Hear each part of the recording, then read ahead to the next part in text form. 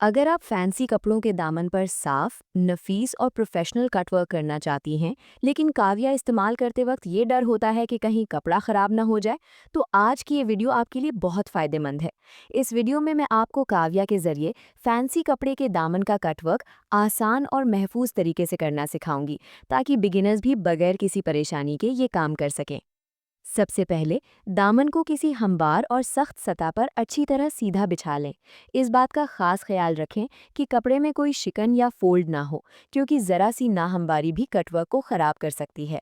अगर कपड़ा ज़्यादा स्लिप हो रहा हो तो इसे पिन या हल्के वज़न की मदद से अपनी जगह पर फिक्स कर लें, ताकि काम के दौरान कपड़ा हिले नहीं।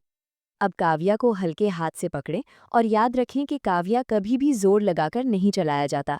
इसे सिर्फ लाइन के साथ आहिस्तगी और पूरे कंट्रोल के साथ चलाया जाता है। ज़्यादा दबाव देने से फैंसी कपड़े पर कट लग सकता है या धागे निकल सकते हैं, इसलिए हाथ हमेशा नर्म और मुतवाजिन रखें। कट हमेशा ऊपर से नीचे की तरफ और एक ही सिम्त में करें। बार बार सिम्त बदलने से कट लाइन टेढ़ी हो जाती है और डिज़ाइन साफ नज़र नहीं आता।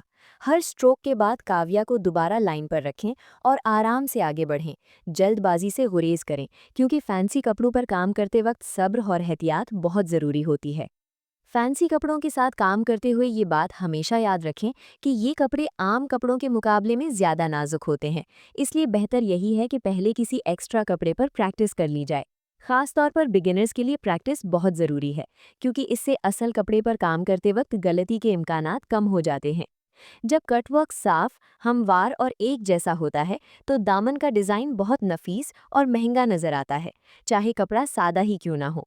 यही छोटी छोटी टेक्निक्स आपकी सिलाई को आम से खास बना देती हैं और आपके काम में प्रोफेशनल फिनिश ले आती हैं। अगर आप वाकई सिलाई स्टेप बाय स्टेप सीखना चाहती हैं, तो सो विद फाखरा को सब्सक्राइब करना मत भूलिए।